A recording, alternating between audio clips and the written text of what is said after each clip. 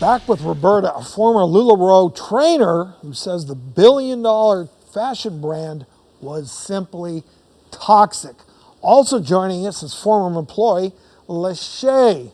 Welcome to the show, LaShae. How are you? Hey guys, how are you? Well, LaShae, we hear that people called you the LuLaRoe fairy godmother. Yes, that's true. And why is that?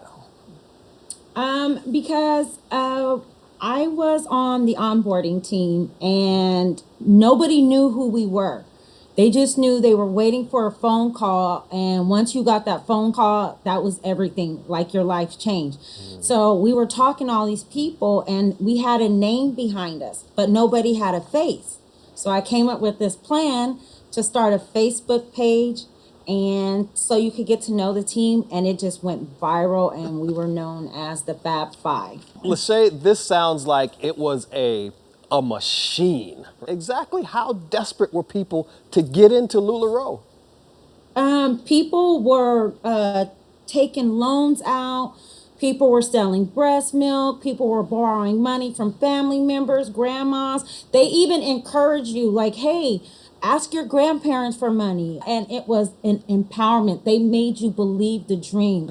And it's not just selling the dream, but it's always telling you that all you've got to do is just a little bit more. For 10 minutes a day, And for it's just 30 right minutes there. a week. You ever seen that it's commercial? And You will carrot and change the your stick. life. Right, exactly. Now, that's not all they wanted though, right? Let's say you also say the company wanted everyone to even look the same.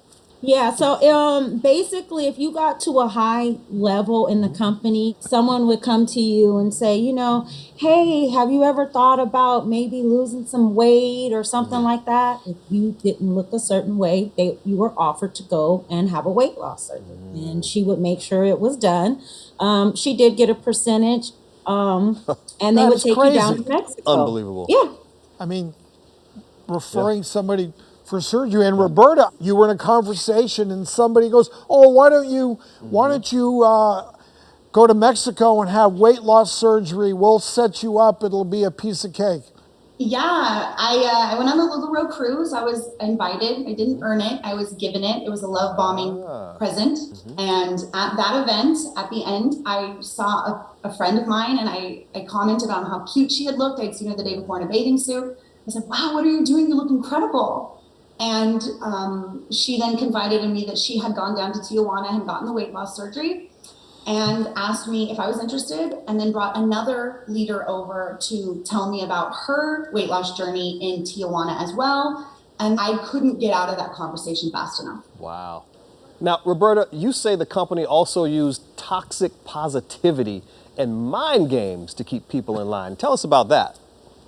Absolutely. I like to say that LuLaRoe is a modern commercial cult, and they definitely use a lot of cult tactics to keep people in line, including love bombing, toxic positivity, just thought-stopping techniques, anything like that to keep people in line and to make sure that you are 100% doing exactly what they want you to do.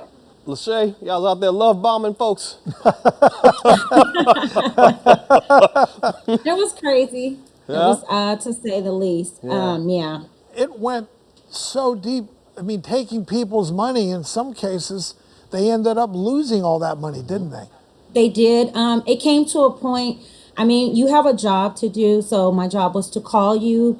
You had your money ready. I onboarded you. I changed your life and you moved on. But as time went on, you start to build a rapport with these people, and these people became your friends. And that's when it started to get hard. And it was sad to see that